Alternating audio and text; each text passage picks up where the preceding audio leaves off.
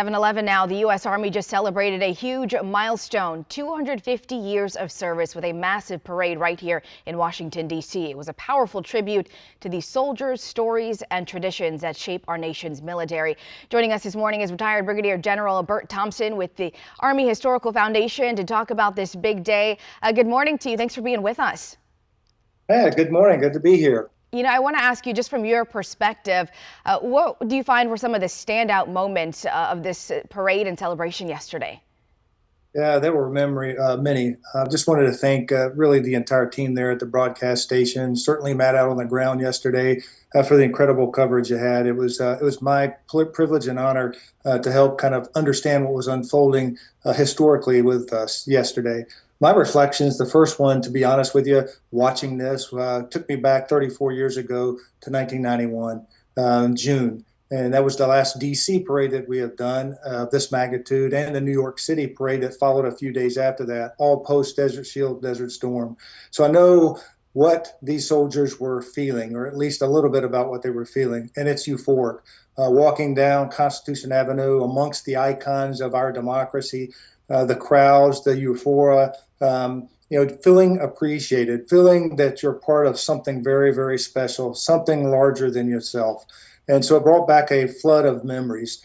But soon it brings back the reality. The reality is you wake up the next morning, this morning, crack of dawn, you pack your kit, you pack the vehicles, you load them up on flat cars, and you get back to soldiering. What you do day in, day out, doing what your country asks you to do. The reflection, too, associated was that was what Vice President Vance said. He said something that all soldiers want to hear, that, we're going to honor you American soldiers by doing two things. One, by sending you in harm's way only when absolutely necessary and mission essential. And if we have to, and we do, that will provide you with everything that you possibly need to accomplish a mission. So you can't ask for anything better than that. And for an old soldier like me, that's a reassurance that I'll accept. So that's my first reflection. Yeah. And I want to ask you, too, what does a milestone like this, 250 years, mean for the Army and really for the country?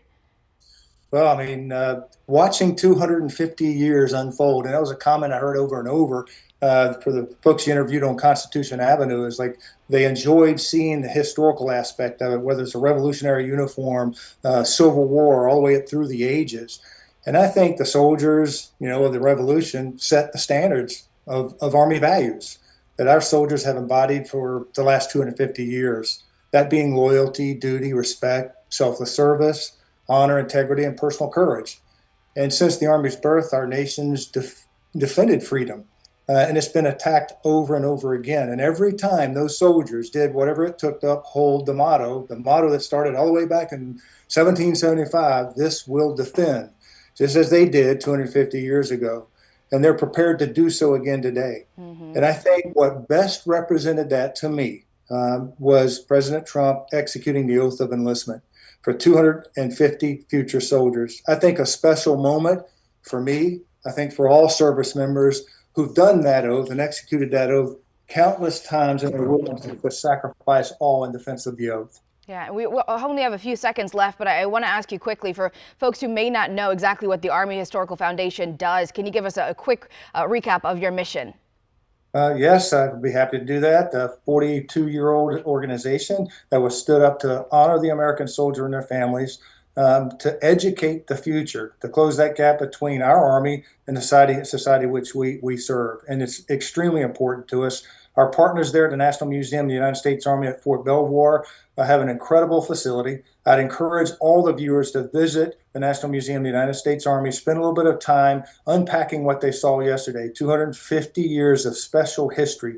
And I would like to think that those fireworks yesterday sparked something, probably a season of civic renewal, perhaps civility in our country towards each other. It was a special moment. It was a great day to be an American. And I salute all the American soldiers, National Guard, Reserve, active duty, our civilian counterparts, and veterans. And so I was honored to be part of this, honored to work with you and your crew yesterday. And God bless America, and certainly God bless the United States Army and our soldiers. All right, retired Brigadier General Burt Thompson, thank you for your insight, for your time, and thank you for your service. We appreciate you. Thank you very much. This will defend.